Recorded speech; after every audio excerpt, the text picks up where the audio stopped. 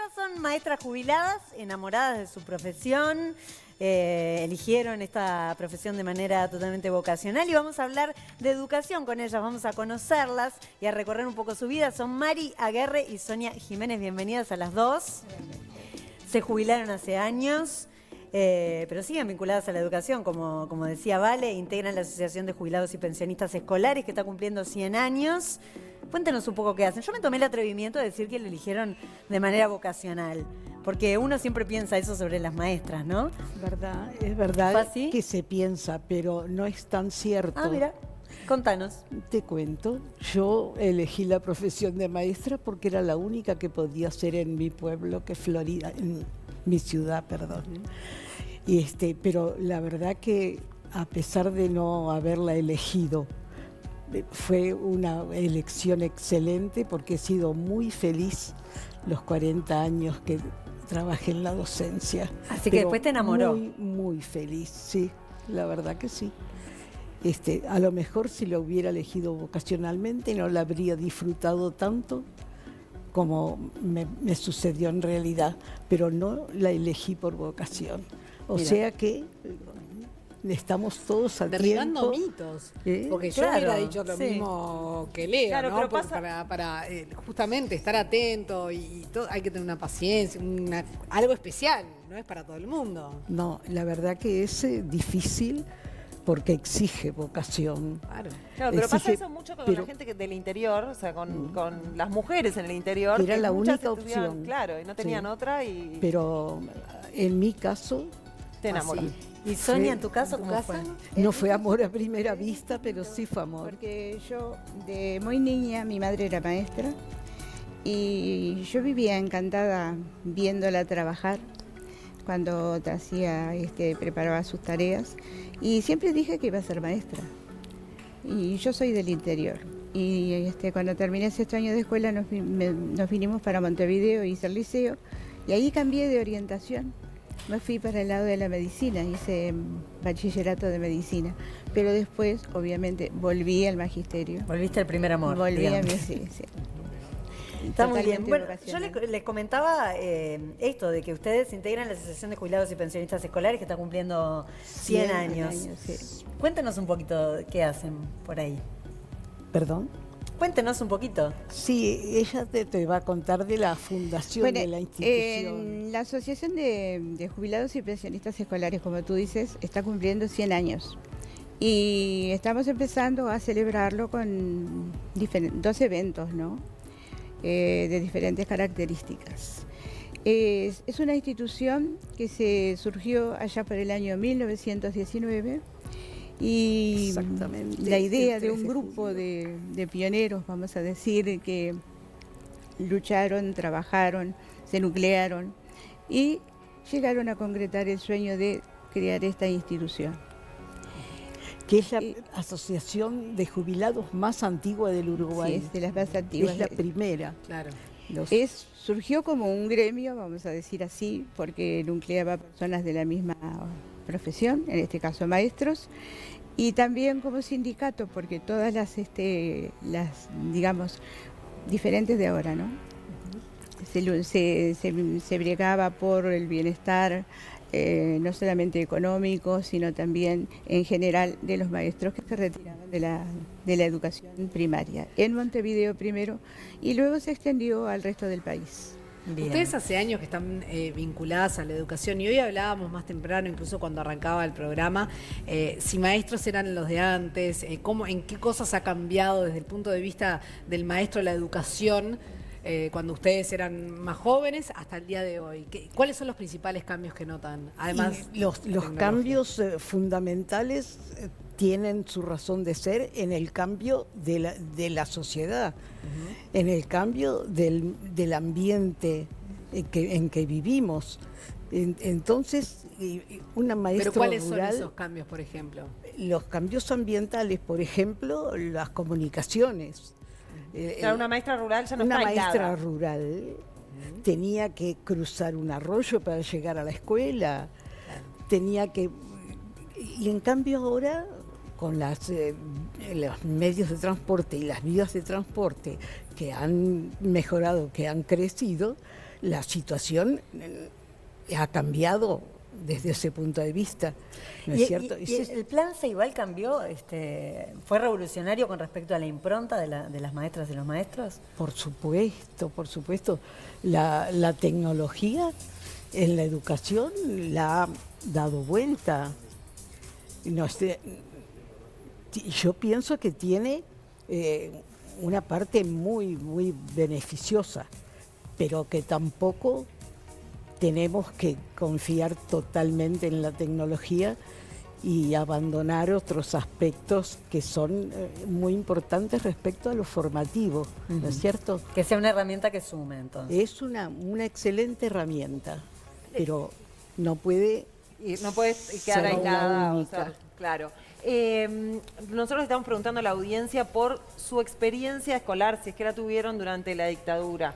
Y ustedes pasaron por ese periodo siendo maestras y después siguieron.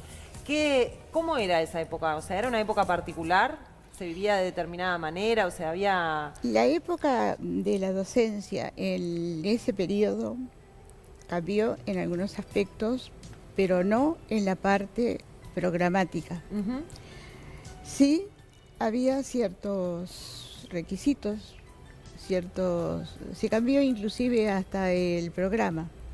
Se hizo un nuevo programa que sustituyó al que estábamos nosotros con el que trabajábamos. Y aparecieron una serie de contenidos que no estaban mal, pero que nosotros nos obligaba a planificar, vamos a suponer, de otra manera diferente, con objetivos que a veces nos costaba un poco elaborarlos. Pero poco a poco nos fuimos amoldando, porque el maestro tiene eso, es muy maleable. ¿Qué requisitos cambiaron? Requisitos ¿Se acuerdan? también, bueno, por ejemplo, en cuanto al contenido programático en sí, las áreas de conocimiento eran las mismas. Pero sí, los maestros de sexto año, por ejemplo, teníamos que ser muy estrictos en el cumplimiento del programa, porque era justamente, nosotros pasábamos a una etapa de la historia que estaba muy vinculada con ese presente. ¿Qué Inclusive, daban en historia en sexto? No me acuerdo. Historia de sexto, o sea, historia del Uruguay, en todo su evolución.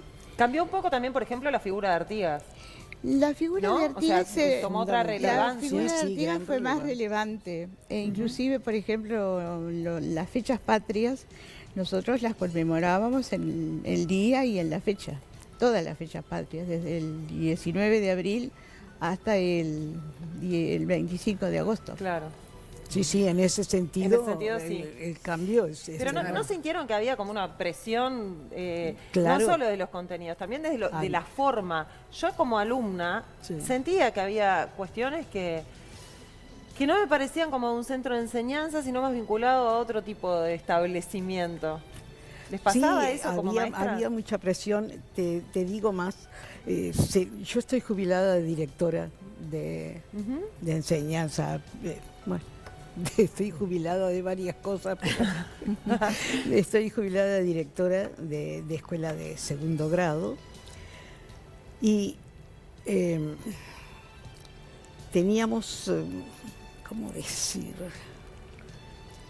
Que me acuerdo del año de la orientalidad, que tenías que escribir encima de cada nota año de la orientalidad. Es decir, ese aspecto Claro. fue muy profundizado, Claro. pero también se nos solicitaba a los directores, por eso hago mención al cargo de director, de que teníamos que concientizar a los maestros de que una nota de 70 era una excelente nota, era muy buena. Y los maestros estábamos acostumbrados, primero, a ser calificados con 9, con 10, un 8 ya lo veíamos. Como que no estaban Claro. haciendo... Calificados por la inspección de primaria, Sí, ¿no? por los Claro. inspectores que iban a Y- visitar ¿Y las los clases. inspectores tenían vínculos con lo militar? Hubo un cambio, y había una jerarquía militar en primaria, Claro. obvio. Había, sí. Sí, eso. Evidentemente que primarias fue uno de los lugares donde intervinieron, Claro, digamos. donde se Sí, intervinieron. sí, por eso. Había una directiva que obviamente yo entiendo que sí le corresponde al Estado las políticas educativas, ¿verdad? Lo que pasa que era muy direccionado. Claro, muy cercano al adoctrinamiento en algunas cosas, ¿no? O sea, muy que tenía algún hilo ahí que podía parecer que fuera por ese lado, ¿no? Sí. Quizá no tanto adoctrinamiento, porque tú piensas que nosotros estábamos trabajando con niños. Claro. Y la escuela uruguaya es laica. No tiene religión, no tiene política, y además obligatoria y gratuita. En consecuencia, algunas cosas quizás se hayan hecho de otra manera. Yo recuerdo haber trabajado en escuelas donde se le daba el almuerzo a los niños. Y en una etapa era complicado el tema del almuerzo. ¿Por qué? Porque era difícil o sea, no había una ayuda. Era la Comisión Fomento la que participaba primaria daba una partida. Y en ese momento yo trabajaba en una escuela del pueblo ferrocarril y los niños tenían su alimentación correcta inclusive en una época hubo una llamada copa de leche que se les daba a la hora del recreo como una merienda, ¿no? Claro. Pero digo, en general, yo particularmente no me sentí oprimida ni nada por el estilo. Pero lo que pasaba era que también, como dice Mari, las calificaciones de los maestros eran una cosa que nos servían a nosotros como incentivo. Ahí está, Sí. no solo como un incentivo, sino que además que si querías hacer un curso a otro nivel, te pedían calificaciones. Yo recuerdo que hubo un paro muy importante en el año 72 que nos marcó a muchos maestros, porque fue un paro muy largo por una ley de educación que después se llevó a la práctica, y eso hizo que los maestros que habían hecho ese paro no tenían acceso a continuar a acceder a un cargo de superior jerarquía. Claro. Para hacer un curso de directores te exigían una constancia de faltas el último quinquenio, justamente para incluir el paro. Exactamente, Claro. se incluía eso. En la carrera no digo docente. que lo hice, no digo que se hacía no, era un protocolo. Entonces, claro. obviamente muchas personas no podían, además de con su antigüedad y su calificación y todo lo demás, no podían acceder a un cargo de dirección, ponele.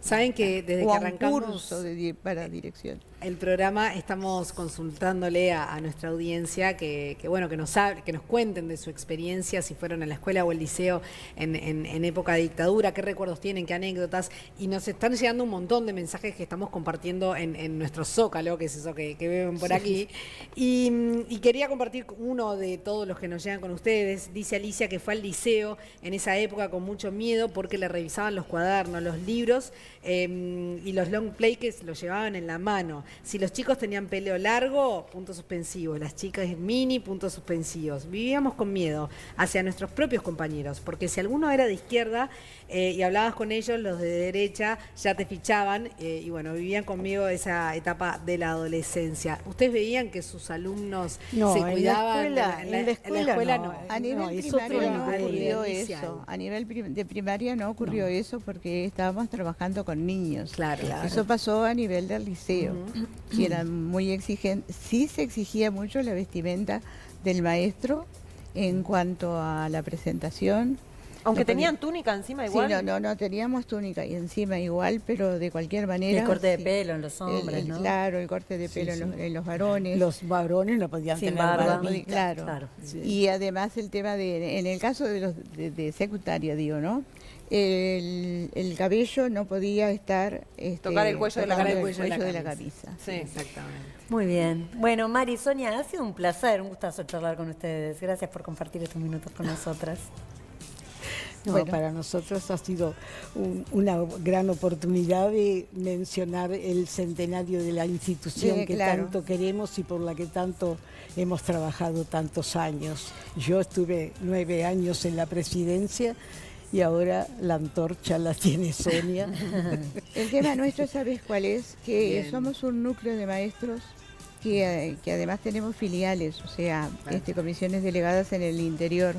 Y En se vienen algún- grandes actividades el 3 de julio. Sí, el acto académico es el 3 de julio en el Museo Pedagógico porque fue allí donde se firmó el acta fundacional de esta asociación. Que es ahí en la plaza... el Museo En la Plaza Pedagógico, en la Plaza Cagancha, Cagancha. Sí. al lado del Ateneo. Sí. Allí Perfecto. donde se fundó es que lo vamos a celebrar. Felicidades por estos 100 Gracias. años. Gracias por venir. Bueno, muchas gracias a Gracias a ustedes ustedes por escucharnos.